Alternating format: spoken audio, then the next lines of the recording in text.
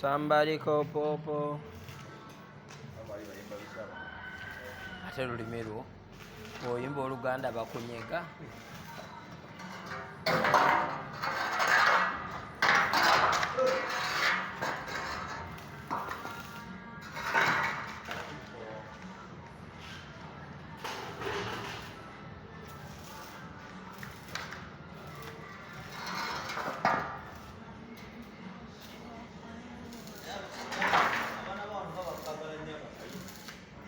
Abawana Baganda.